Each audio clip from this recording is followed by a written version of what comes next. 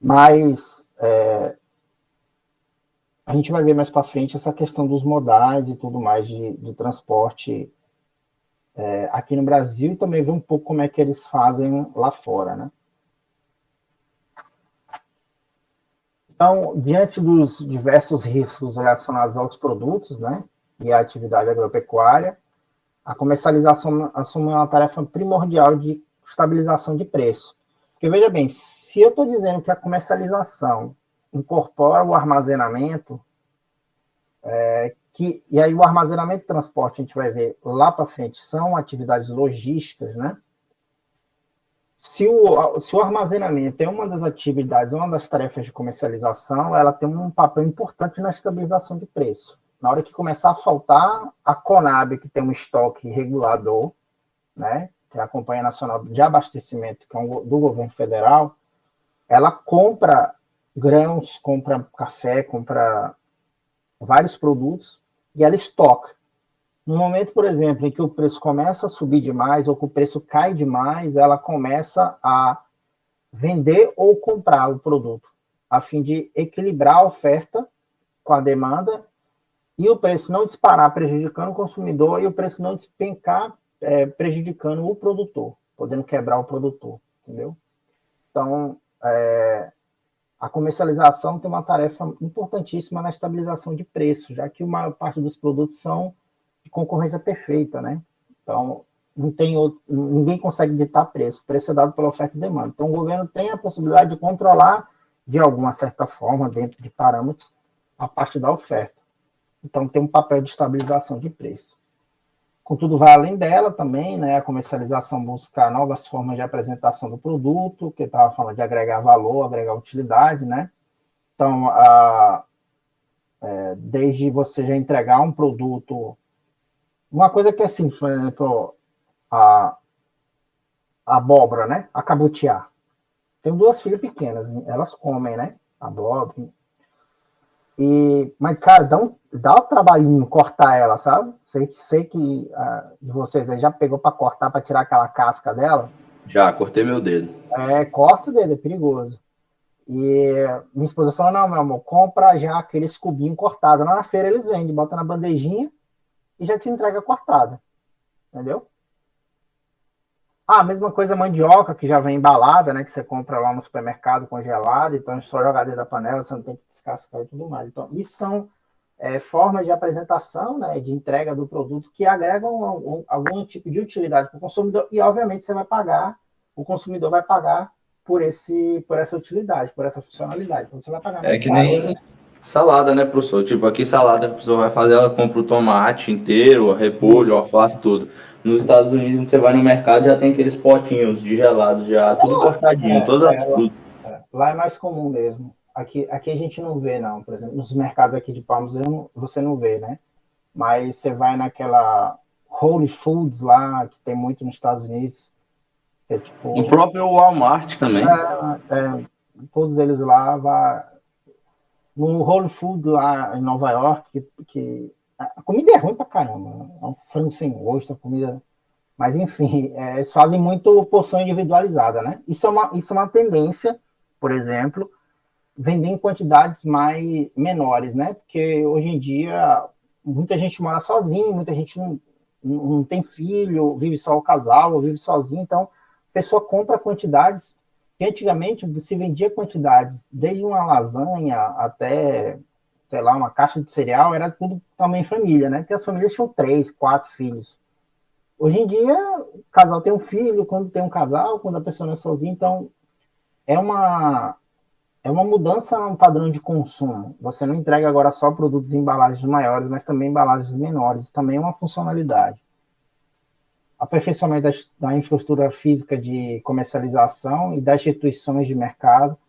Quando eu digo instituições, gente, eu estou falando todas as normas formais e informais, ou seja, todas as regras, leis e normas legais e de comportamento que existe no mercado, na comercialização, certo? Então, por exemplo, enxergar as instituições de uma perspectiva formal, legal, é mais fácil, né? Você tem, você não pode pegar o peixe e vender, em tese, tá? Mas isso acontece. Vender o peixe que você vai lá e captura. Você tem que ter um beneficiamento dele. Então, existem regras para comercialização, por exemplo, de carne, de proteínas. Existe a questão da inspeção sanitária, né? Da fiscalização nos frigoríficos, nas agroindústrias, que são do mapa, né? Os veterinários e tudo mais, que estão ali para avaliar os engenheiros de alimentos, para avaliar a qualidade do alimento, né? E se está atendendo às regras. As normas informais, elas acontecem na comercialização, mais em alguns lugares e menos em outros, mas de alguma forma elas existem, tá?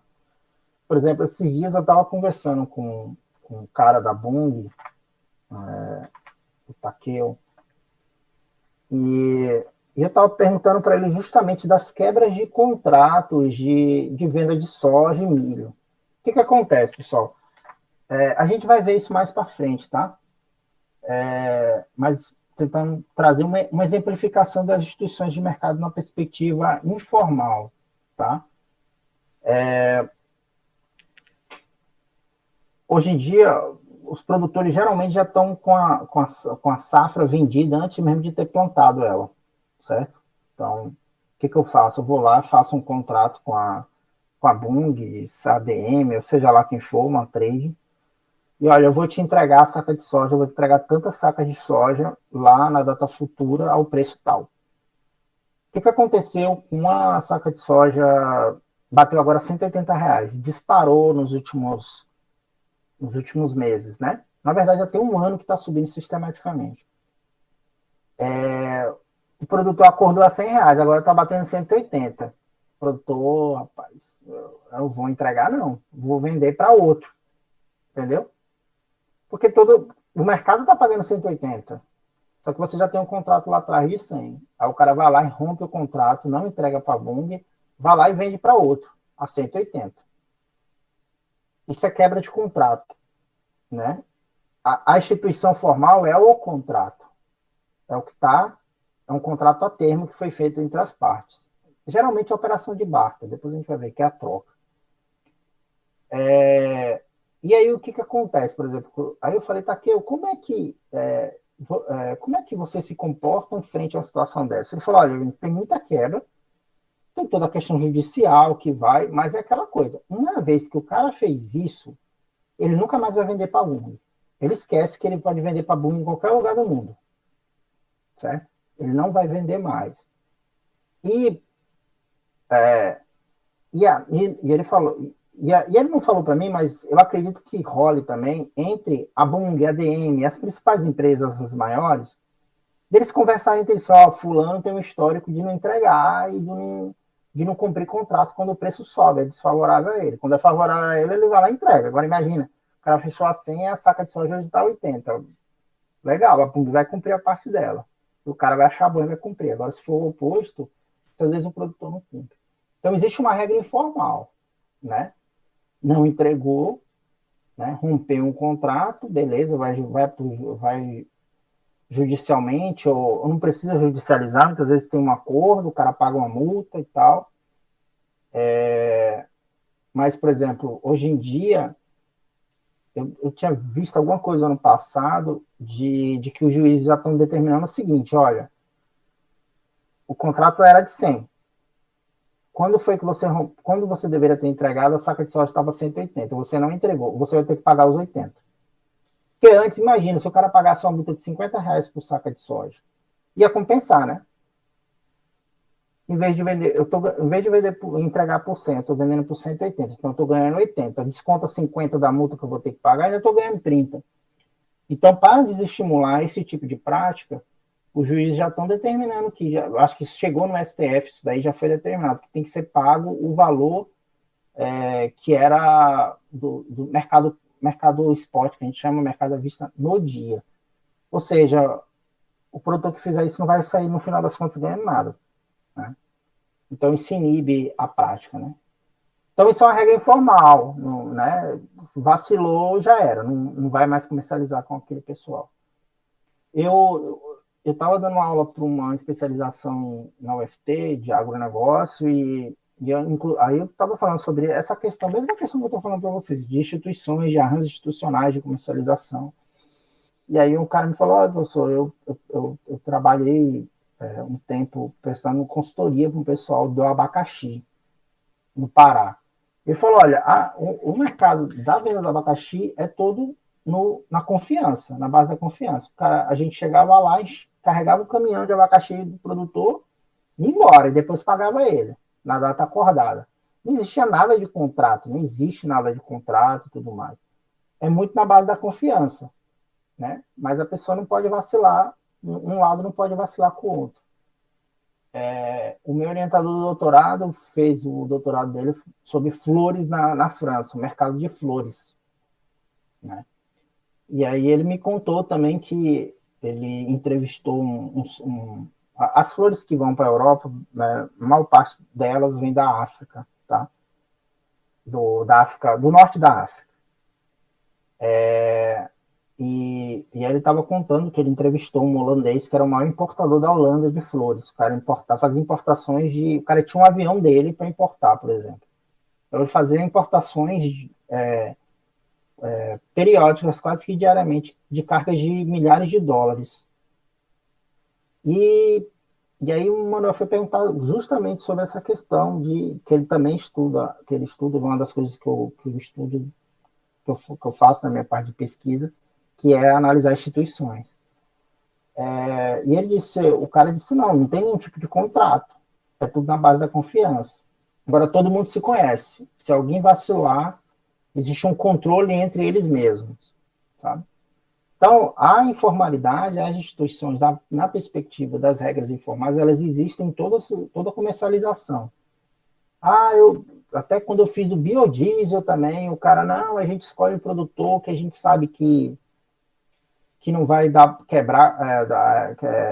quebrar contrato com a gente, que a gente tem uma relação mais próxima.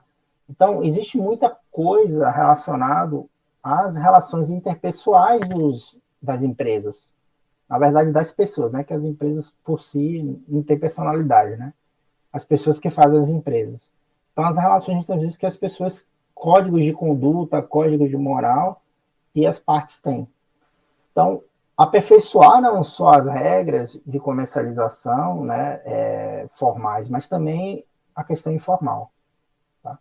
Porque, quem queira, quer não, gente, essa parte das instituições é um economista nos anos 80, 70 que escreveu sobre isso. Ele fala que todas as instituições ruins, do ponto de vista legal ou interpessoal, digamos assim, informal, elas implicam em custos de oportunidade, são custos de transação. Então, veja, se todo contrato que eu vou fazer, imagina, do abacaxi, eu tiver que fazer um contrato, registrar em cartório, fazer tudo. Você concorda comigo que você está gastando tempo e dinheiro em uma transação que muitas vezes o volume da transação nem justifica fazer isso? Esse custo de tempo e de dinheiro que você vai ter, né? Então, as instituições têm um papel de dar fluidez ao mercado, né? E aí é um dos papéis da comercialização, né? Aperfeiçoar essas instituições. A seleção e classificação dos produtos, né? Depois eu vou deixar uns vídeos para vocês verem essa parte. Aperfeiçoamento de embalagem, melhoria da capacidade da qualidade de armazenamento, progresso tecnológico, né, e técnico no que se diz respeito à comercialização, transporte, armazenagem, apresentação, e muitas outras tarefas. Então, assim, comercializar não é só levar de um ponto para o outro, tá? Engloba uma série de atividades que fazem parte de uma comercialização eficiente. E aí, se você começar a pensar em exportar, aí já entra uma outra gama de atividades importantes para a comercialização internacional, né? Seguir padrões de qualidade e certificações que muitas vezes as empresas de fora exigem. Tem toda a questão do desembaraço aduaneiro, de passar pelas alfândegas, né? Então, tudo isso implica... Aquela apresentação que eu fiz para vocês sobre a questão lá da Rússia, eu cheguei a citar o caso lá, né, dos containers no porto, entendeu? Que tem aquelas taxas de demurragem, se atrasar, tem que pagar multa, hein? Então, comercialização ela tem um papel de otimizar e deixar mais eficiente essa comercialização. E aí eu estou dando exemplo ainda de ir para fora do país. Então, são todas essas tarefas aí que tem para fazer. Aqui eu coloquei alguns exemplos, tá? De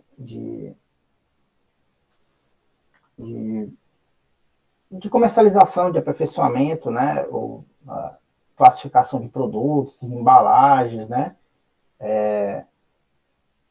Eu coloquei aqui uma embaixo aqui da Conab, né? A questão do desafio da armazenagem agrícola, foi o que eu estava falando para vocês, que a Conab tem um papel importante no controle da oferta, né? Para amortecer choques de oferta, uma super safra, uma quebra de safra, tá? Rastreabilidade, né? Eu não falei isso, tá? Mas, por exemplo, principalmente para exportar hoje, é uma exigência, né? De muitos setores. Então, o cara na Holanda vai comprar carne brasileira, ele quer saber de onde é que aquela carne veio, né? Então, ele quer rastrear da onde aquela carne veio e se aquela carne pode ser oriunda de desmatamento ilegal para criação de pastagem. Então, isso, de fato, hoje em dia, muitas empresas, muitas redes grandes exigem dos produtores, né, que eles comprovem da onde o produto vem, né, a forma como foi produzido, o local, se houve respeito às normas ambientais brasileiras e alguma coisa que eles coloquem a mais, entendeu? Que às vezes não está na legislação brasileira ambiental, mas o cara fala assim, para você vender para mim, tem que ter tal coisa, sei lá, a reserva legal tem que ser maior, certo? Você tem que fazer a devolução da água de forma para o lençol freático da região que você está, seguindo tais parâmetros. Pode ser que tenha isso daí também. Tem questão do abate, né, também. A forma do abate, né? Isso. Por exemplo, você vai exportar. Na época que eu estudava lá em Londrina, tinha uns amigos que trabalhavam para frigorífico, né? Eu acho que eu já comentei isso com vocês. Tinha Comados e tinha uma outra. Para vender para a Arábia tinha que ser abatido, né? O animal virado para Meca, né? Então tinha o lugar certo lá dentro do frigorífico só para fazer o abate dessa carne que ia para fora. E o animal tinha que estar virado para uma posição específica, e falou que e vem inspetor, né? E tem inspetor que do nada o cara aparece lá, ele é mandado pelos importadores para saber se está seguindo todas as normas, né? Rapaz, o negócio é... Eu me lembro uma vez que um amigo contou, o cara chegou lá com a espada lá. Um cara da Arábia lá, chegou com a espada gigante lá, para abater o primeiro animal. O primeiro animal tinha que ser abatido com a espada. O cara lá foi lá e fez o abate. O animal virado para Meca e tal. Daí para frente você podia fazer virado para aquele lugar. Enfim, são particularidades do mercado e que paga por isso, né? Obviamente a empresa não, eu quero uma bonificação. E existe bonificação, né? Pelo tipo de carne. Então, uma carne dessa que tem que seguir uma série de especificações é uma carne com a classificação mais alta e ela tem um bônus. Mais para frente eu tenho até uns exemplos disso daí, né, de um artigo que eu vi. Então, tem um bônus de pagamento. Tá? Então, em vez de ser pago tantos dólares por quilo, é tantos dólares por quilo mais o prêmio, o bônus, né? Pela aquela carne específica. Esse aqui são os vídeos, eu vou deixar os slides. Na verdade, eu já mandei os slides antes da aula, um pouco antes, que eu esqueci de mandar ontem. Vocês podem depois dar uma olhada nesses vídeos, tá? São vídeos sobre armazenagem, a questão de nova embalagem, de classificação e seleção de produtos. Tá? Então, categorização a partir das funções de comercialização. Uma forma de categorizar as funções da comercialização, né, tem essa classificação dada por Mendes e Padilha Filho, que ele coloca que existem 3 funções. A função de troca, a função física e a função auxiliar. Tá? A função de troca na comercialização está relacionada à posse dos produtos, né?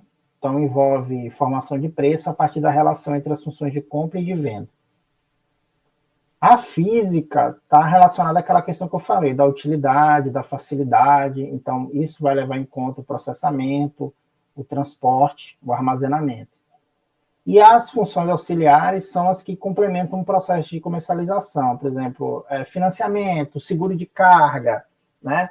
A informação de pesquisa de mercado, né? Que, por exemplo, a CPEA faz. Então, assim, você tem o preço da... Como é que a gente sabe o preço da saca de soja na região de Porto Nacional? Então, existem instituições que fazem esse monitoramento de preço. Então, é uma função auxiliar da comercialização dada por essas instituições, tá? Facilita a comercialização, você tem uma forma de saber o preço. Questão da padronização, financiamento, que é muito importante também. Mais para frente a gente vai ver o plano safra, né? Tem recursos, por exemplo, de financiamento voltado exclusivamente para comercialização, por exemplo. Recurso do governo federal voltado para o agronegócio, só para a parte de comercialização. Não é, financiamento para o agronegócio não é só para a compra de máquinas e equipamentos, né? Mas também para aperfeiçoar a comercialização, no aspecto de construir armazém, né? Financiar a compra de caminhão, né? Etc. E aí a gente vai entrar na parte do... Então a gente viu aí as tarefas e as funções da comercialização, né? O que ela tem que buscar, e como eu falei, não é só entregar do ponto A ao ponto B. E aí a gente vai ver agora os canais de comercialização. Então os canais são os caminhos que os produtos percorrem, em resumo, né? Do produtor até o consumidor, né? Então a sequência de etapas por onde passa o produto agrícola até chegar ao consumidor final. E aí você vai ter entre sair do produtor e chegar no consumidor final, vai ter uma série de intermediários, né? Então, você pode ter quem vai só fazer o atravessador, né? Que vai levar o produto, por exemplo, geralmente um produto que não vai ter algum beneficiamento, um coco, por exemplo, né? Então, o pessoal produz aqui no polo de fruticultura irrigada, de São João, por exemplo, coco.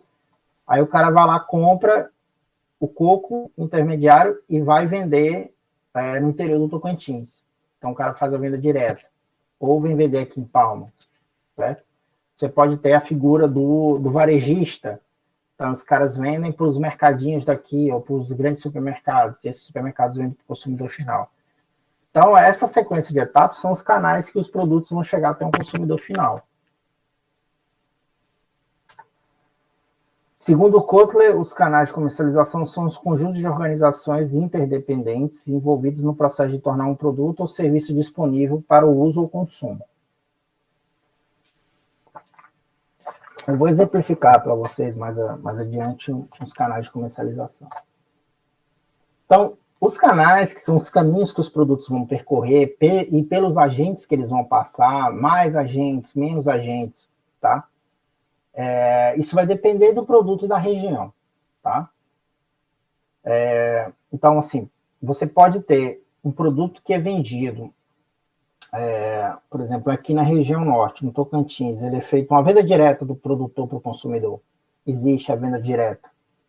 Mas você pode ter um outro lugar lá no sul, no sudeste, em que passa por 3 ou 4 agentes. O cara pega lá na propriedade, leva para o Ceasa, ele recebe a parte dele, a Ceasa comercializa para o varejista, para o atacadista, que vai vender para o consumidor final.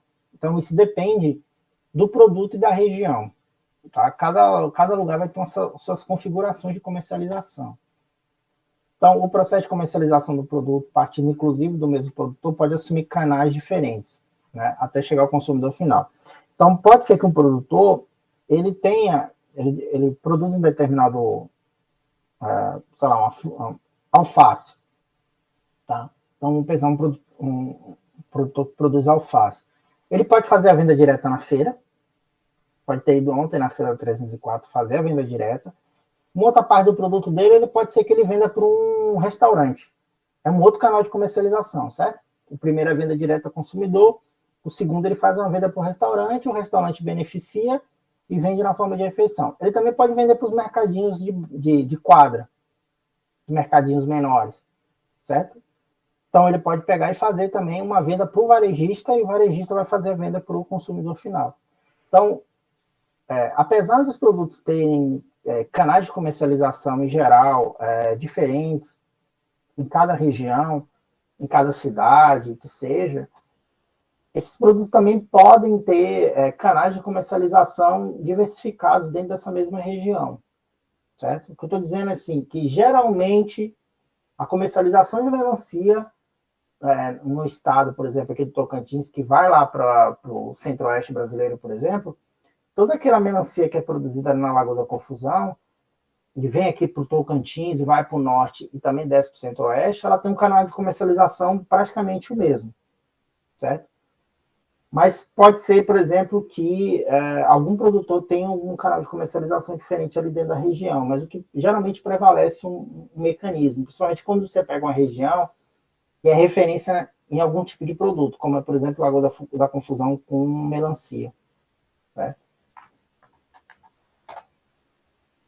Então, isso vai depender da localização, da escala de produção e da época do ano. Né? Então, o cara que vende alface pode ser que em uma determinada época do ano que diminui a produção. Por exemplo, agora a gente está no momento que o preço da alface disparou.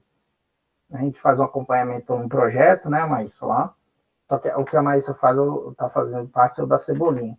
Tem um outro projeto meu com o Gabriel, que o alface, o palito, quando a gente começou a pesquisa, estava em torno de 5, hoje chegou até R$16. Né? Triplicou o preço em menos de 6 meses. Né?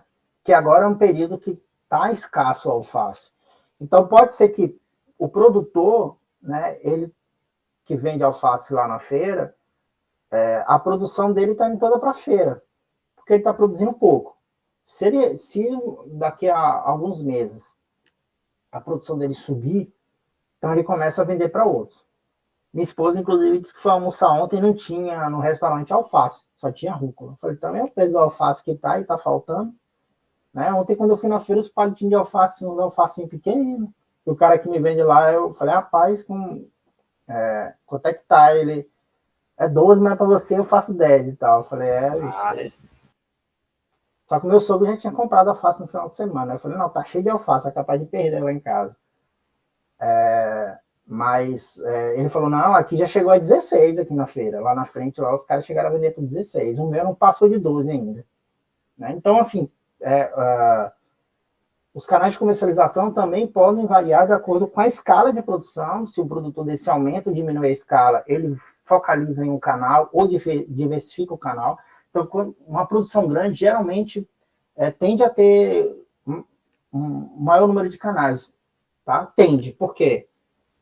Por exemplo, se eu for pegar um atacadão da vida, eles têm os fornecedores específicos deles. São fornecedores que produzem bastante, mas que vendem somente para atacadistas, para o atacadão, para o açaí, por exemplo. Então, é um canal de comercialização, apesar de ser um grande produtor, ele focaliza em um canal. Então, assim, isso depende muito da configuração, tá? Não é a regra.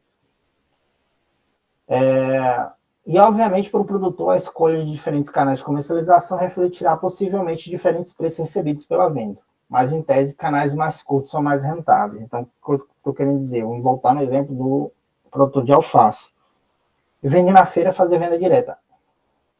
E ele vende para o restaurante e vende para o varejista. Ele recebe 3 preços diferentes.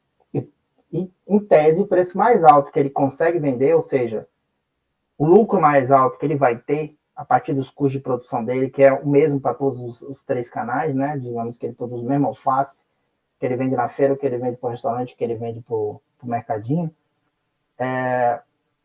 Na feira ele vai conseguir vender por R$12 o palito. Talvez o restaurante não vai pagar 12, então ele vai pagar 10, 8. E o varejista vai pagar 7, 8, certo? Então, canais diferentes refletem em preços recebidos pelo produtor diferente, certo? Mas, em tese, quanto mais curto o canal, maior tende a ser a rentabilidade do produtor, tá? A gente vai ver mais para frente quando eu exemplificar. Eu estou dando exemplo aqui, ó, uma pesquisa que a gente fez, que na verdade isso aqui foi na minha tese de doutorado. A tilápia, né? A venda direta, você tem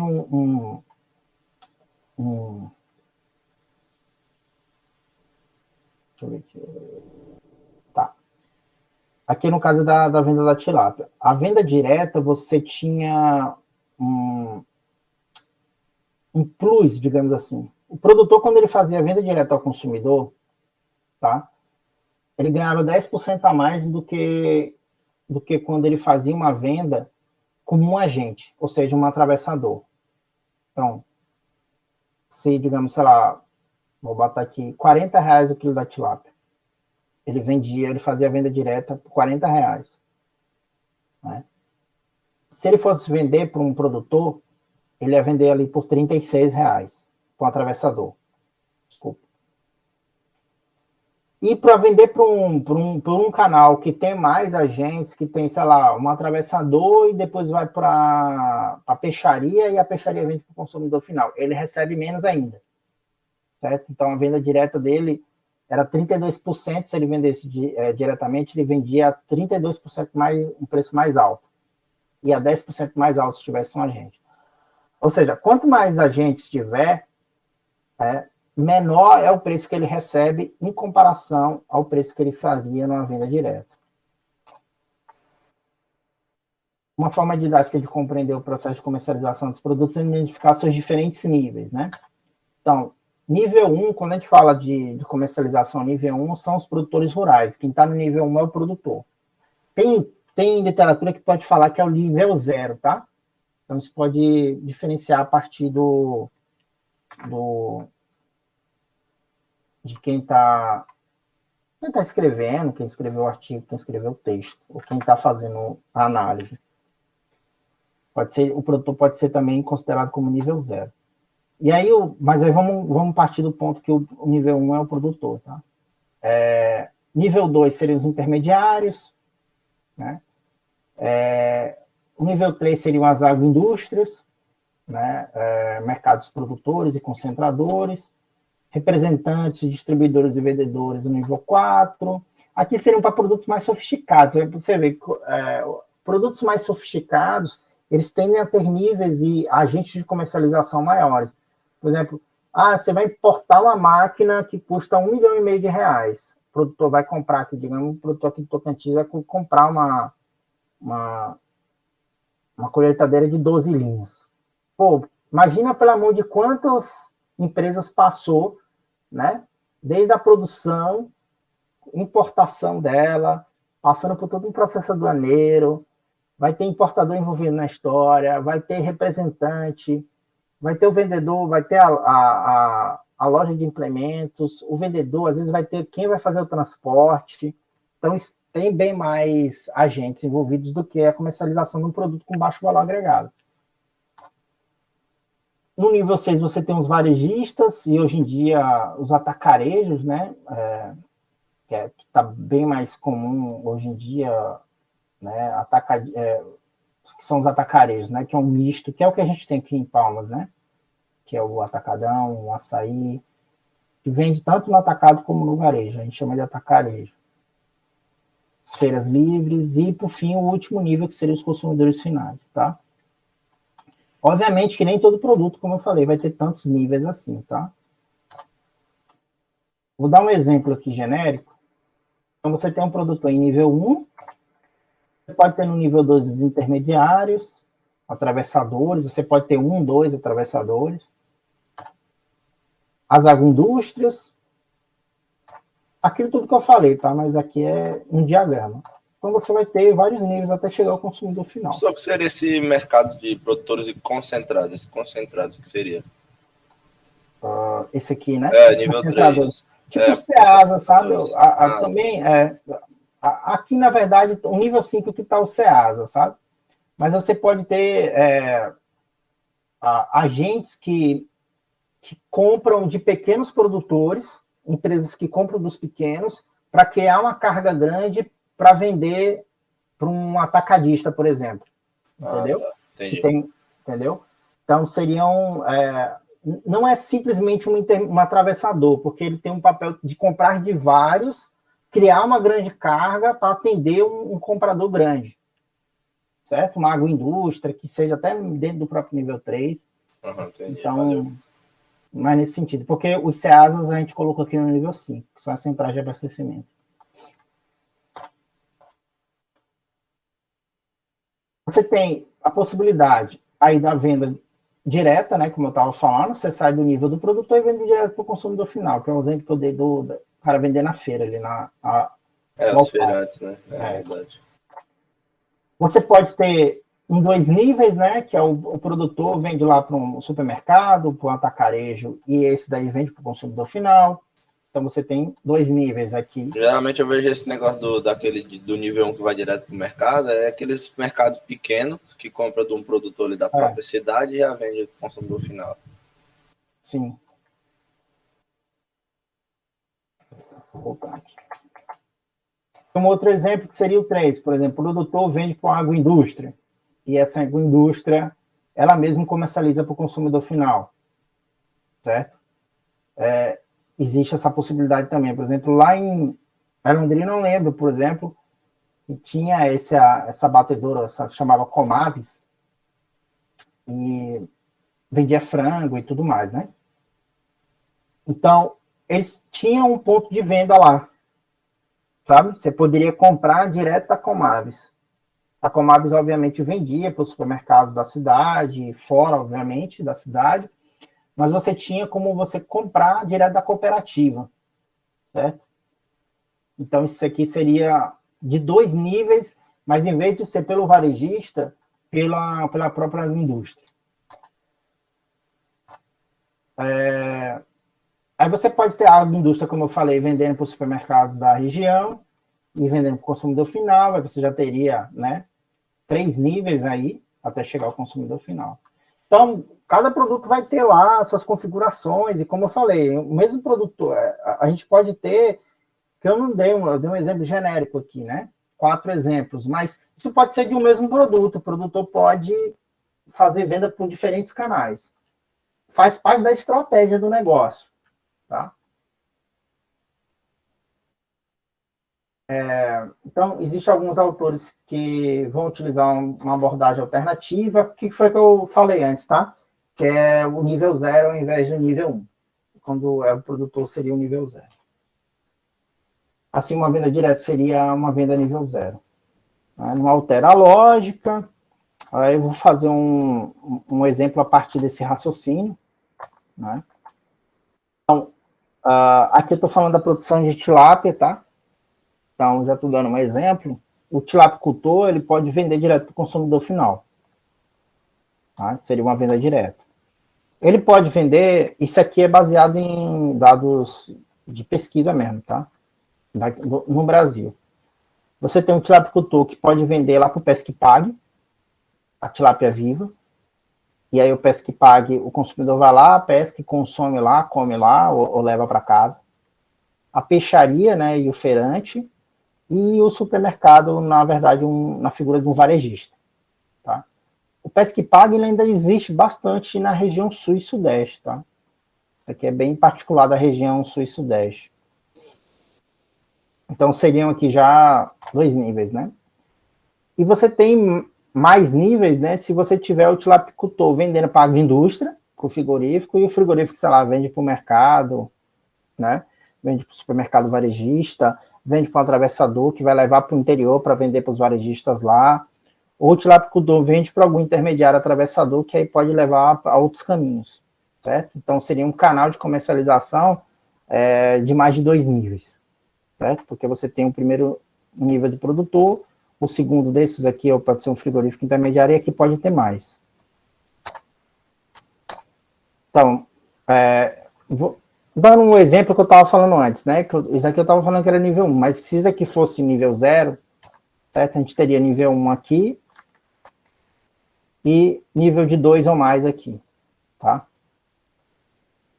Alternativamente, como eu tinha dito antes, isso aqui pode ser o 1, isso aqui pode ser o 2, isso aqui pode ser 3 ou mais.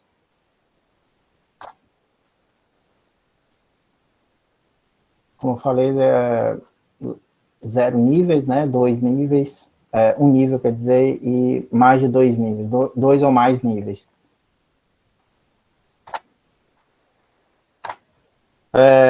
Então, como eu falei, a escolha do canal de comercialização ou dos canais de comercialização é uma estratégia para o desempenho da empresa e do produtor, tá? Então, é uma escolha. Isso pode refletir em vantagens de mercado, de preço, valor, acesso, né? A estratégia pode estar baseada tanto na liderança em custo, quanto na diferenciação dos produtos e no enfoque a um segmento específico do mercado. Então, por exemplo, aqui entra a estratégia que a Comavis, por exemplo, lá usou para vender para a Arábia. Certo? É uma vantagem de acesso ao mercado que as outras empresas na época não tinham, pelo menos da região, os outros frigoríficos. Né? E aí é um produto diferenciado, né? Então, é um nicho de mercado específico. E, obviamente, isso tem que ter um retorno financeiro, né? Uma bonificação, um plus. Então, existem duas estratégias básicas de comercialização. A difusão dos produtos no mercado e a segmentação de mercados, tá? E aí já está entrando na parte estratégica, porque a escolha do canal faz parte da estratégia da firma. Você tem duas estratégias básicas, a difusão e a segmentação. A difusão é o caso das commodities, né? Que você tem um preço único, né? E a escolha do canal, muitas vezes, é a partir do nível de produção do produtor e da capacidade dele de cumprir contratos. Então, veja, o produtor, né, que produz muito, ele vai vender, por exemplo, de soja, milho, uma commodity, ele vai vender pelo mesmo preço a saca que um produtor pequeno, vizinho dele, que produz, sei lá, um que produz 7 mil hectares e um que produz...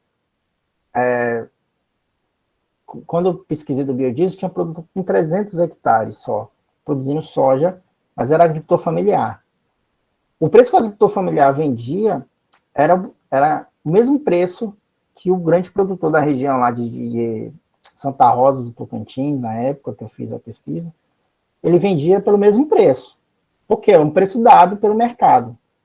A soja do cara que produz em 7 mil hectares é a mesma soja do que produz em 320. O produto é homogêneo, é o mesmo. Então, a escolha do canal, né, isso é uma estratégia de difusão, porque você não tem como agregar valor, a não ser que você vá esmagar a soja, mas não é todo mundo que tem essa capacidade, né? O que muitos produtores hoje em dia no Tocantins estão fazendo é investimento em infraestrutura para fazer armazenagem. E aí você não vende a sua soja no momento da colheita, que aí o preço tende a cair um pouco, porque tem uma grande oferta. O cara estoca, espera um pouco e vende mais para frente na entre-safra, que aí os preços tendem a subir, certo? Mas isso é uma outra estratégia. A estratégia de difusão continua a mesma, mas aí você coloca a estratégia de armazenamento para você conseguir vender seu produto a um preço mais alto. Então, a estratégia de difusão da venda de produtos é você colocar no mercado, porque o mercado paga aquele preço e não tem muito o que fazer. O máximo que vai acontecer é um cara que produz muito fazer uma venda direta para uma agroindústria e o outro vai fazer uma venda para uma trade menor. Tá? A segmentação e nicho, nesse caso, os produtos podem ser diferenciados e a estratégia é orientada para o consumidor final, né? Então, ela pode ser orientada para localização geográfica, por algum critério demográfico, característica socioeconômica, padrão de consumo, estilo de vida, personalidade dos clientes, né? Então, além daquele exemplo que eu dei de vender para um mercado específico, por exemplo, da Arábia, de vender o frango para lá, você pode ter uma estratégia de comercialização de um produto, né, que não seja pela difusão, mas sim para entrar em determinados nichos de mercado. Por exemplo, a produção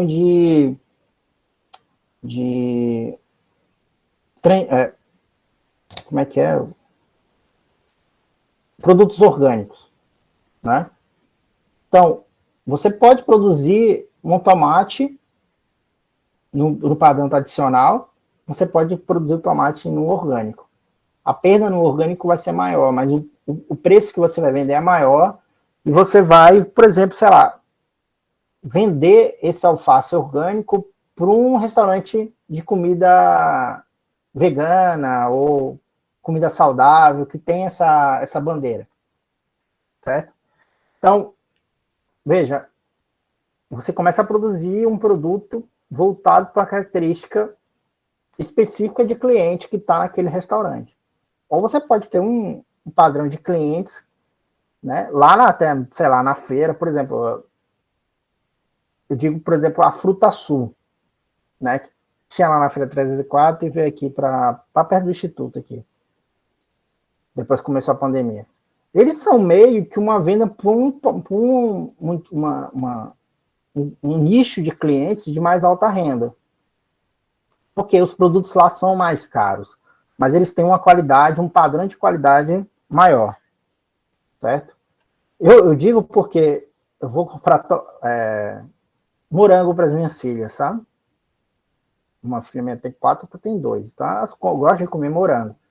Aí, como a gente sabe que morango tem muito pesticida, tem muito químico, a gente opta, já que é pouco, né, elas não vão comer toda semana, como uma vez por mês, 2 vezes, eu vou lá e pago mais caro na bandejinha dele orgânico, lá na Fruta Sul. Aí posso comprar orgânico do lugar? Posso. Mas eu sei que o da Fruta Sul, eu não preciso nem virar na caixinha embaixo para ver se está estragado. O de lá eu pego tranquilo, porque... Onde é que fica essa Fruta Sul, professor? 210, qual é essa quadra aqui do lado? É a 110 Sul. É a quadra do Marista. Ah, tá. A quadra do Marista. Lá Tem dentro um da quadra. sindicato do servidor de FTO, o Sinasef, fica vizinho do sindicato. Não tem uma praça ali no meio, fica perto daquela praça ali, mas é uma ruazinha entrando. Ah, beleza. Então, eles trabalham com a segmentação no nicho no mercado, de um produto com qualidade diferenciada, mas um custo mais alto. O orgânico, sei lá, se o normal está 6 pau, o orgânico vai dar 10, lá na Fruta Sul vai estar 12, 13, né? Por fim, é importante destacar que a escolha de uma estratégia macro de comercialização pode suportar diferentes canais, né, que eu tenho dito, assim como o mesmo canal de comercialização pode suportar estratégias distintas, né, de comercialização. Exemplo 1, canal de nível 0, venda direta. Pode atender uma estratégia de difusão. Na feira livre você vende pelo preço que está dado da alface lá, ou de segmentação, venda por redes sociais ou para um público específico. Certo? Então, por exemplo, o canal de venda direta, ele pode suportar tanto uma estratégia de segmentação e de nicho, como uma estratégia de difusão. Okay? Então, o mesmo canal de comercialização, ele pode suportar estratégias diferentes. E uma estratégia de segmentação, por exemplo, que eu estou falando de orgânicos ou veganos, pode ser de nível 0 ou nível 2, nível 3, certo? Então, em resumo, diferentes canais de comercialização suportam, o mesmo canal de comercialização, na verdade, suporta estratégias diferentes. E estratégias diferentes também suportam o mesmo canal, o mesmo nível de canal, certo? A questão é só a configuração que é feita. Alguma dúvida, pessoal? Não, professor. Tranquilo, por enquanto. Então é isso aí. Acabou. Uma aula relativamente mais curta, né?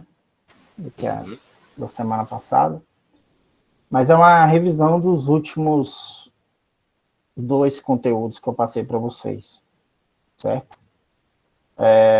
Na verdade, eu não sei se eu tinha passado, pelo que eu tenho anotado aqui, se eu tinha passado o material de tarefas de comercialização. De canais é a primeira agora, na verdade. Tá? Então, eu vou enviar para vocês também o texto que gerou esse essa minha apresentação, tá? Vou até olhar Beleza. lá se não tenho, se eu não mandei a aula 7, que é a aula de... eu vou mandar agora quando terminar. 7 não. Os slides já estão lá. Eu vou mandar esse 7, que é a introdução aos canais de comercialização. Aí na aula presencial a gente continua esse canal de comercialização. E assim, eu vou...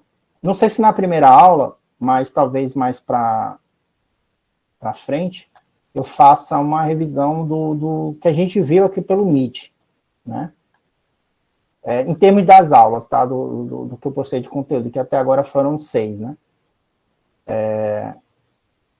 Porque, por exemplo, aquela aula que eu dei, a aula que eu vou postar sobre o panorama do agronegócio, que é uma aula gravada na semana que vem, e o que eu, por exemplo, falei da Rússia, é meio que